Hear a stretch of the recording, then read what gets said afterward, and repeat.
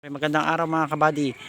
Sabi nga nila mga kabady, ang buhay sa probinsya ay mahirap. Pero hindi ako naniniwala yan. Para sa akin pananaw, hindi ako naniniwala mahirap ang buhay sa probinsya. Dahil dito, kung isipin yung mga kabady, ang mga tanim dito sa amin sa Albay, mapapansin ninyo, tulad nitong puno ng saging. Sa puno pa lang ng saging mga kababayan, sa palengke, kung bibili ka ng dahon ay 10 piso. Pero kung dito ka sa probinsya at may tanim ka, hindi mo na kailangan bumili. So, kung masipag ang tao, mga nakatira dito ay pwedeng mag-ibenta yan, pwedeng pagkakitaan. Tapos halimbawa dito yung sa may buko naman, sa Manila, magkano ang buko? Minsan umabot ng 45, minsan 40. O kaya sabihin natin 50, ganun. Pero dito sa Albay talaga, sa probinsya, ito, kung masipag ka, pwede ka talaga magtanim, pipitasin mo na lang. Ito. Ayan po mga kabady, buko. Buko o nyog, meron din yan.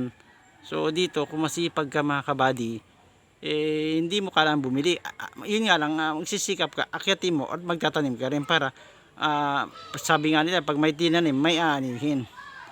Ayun nga mga kabady, dito pwede mo nang pitasin yan, pwede mong benta, kaya kapag kakakitaan. Kaya hindi mahirap sa akin pananaw ang buhay sa probinsya, basta masipag lang ang mga nakatira dito.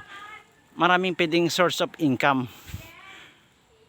Pwede ka magtanim ng gulay pag yun nga lang, mag-aantay ka ng ilang linggo or buwan para tumubo.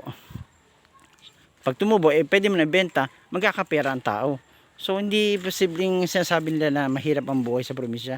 Yun nga lang, nasa tao ka rin kasi yung kung taga magsisipag.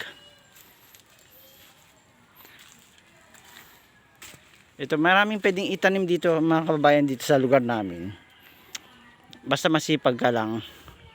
Saka dito, mga bunga ay pwedeng hingiin sa Manila. Pag kumuha ka ng hindi mo pagmamay-ari, sabi nila pag nanakaw. Okay, dito sa probinsya namin sa Albay, sa lugar namin dito sa baryo, pangkaraniwan na lang kadalasan ang nakikita kong pagkuha ng mga prutas o mga bunga na hindi na pagmamay-ari.